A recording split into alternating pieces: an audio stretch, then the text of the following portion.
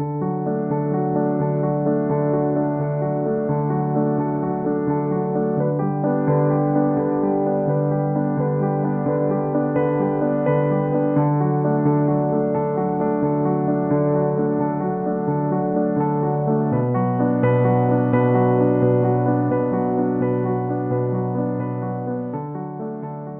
April 2020, I found out I had stage 3 breast cancer. It was very surprising. I wasn't prepared for it.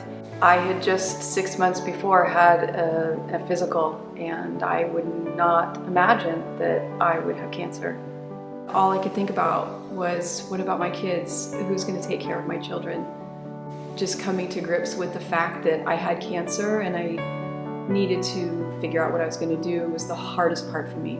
I was diagnosed about a year ago with glioblastoma, which is brain cancer, the most aggressive kind. We had to tell our kids. It was devastating, just so unexpected out of the blue. I was diagnosed September of 2010, and then my mind went kittywampus. I felt very distraught. I ate well, I exercised, and this happened. And I spoke with God, and the answer that I got is, God said I could handle it.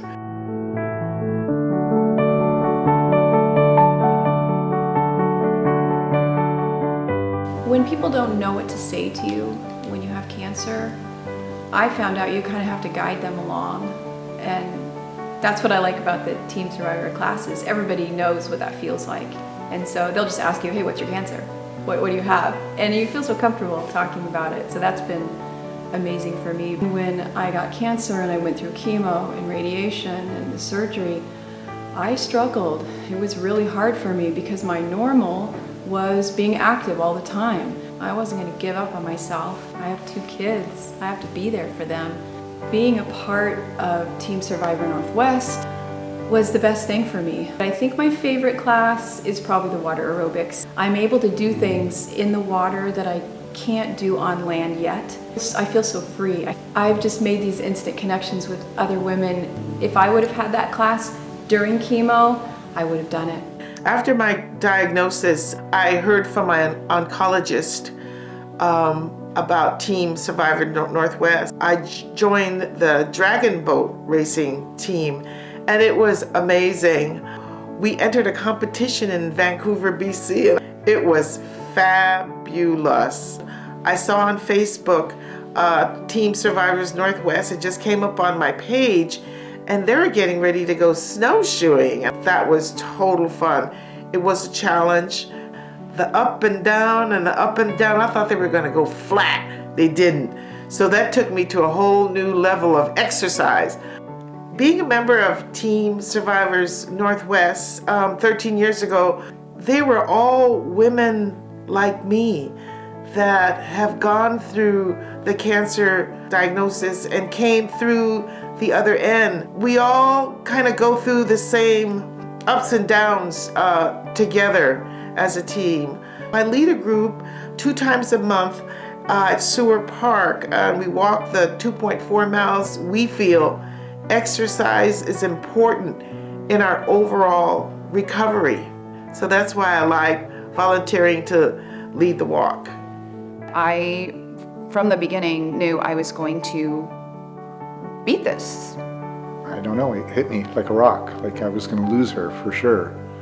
You know, I just couldn't imagine being alone or having the kids not have a mother. My kids aren't done yet, like they still need me. I didn't want to focus on the bad part. I was very motivated to only look towards survival.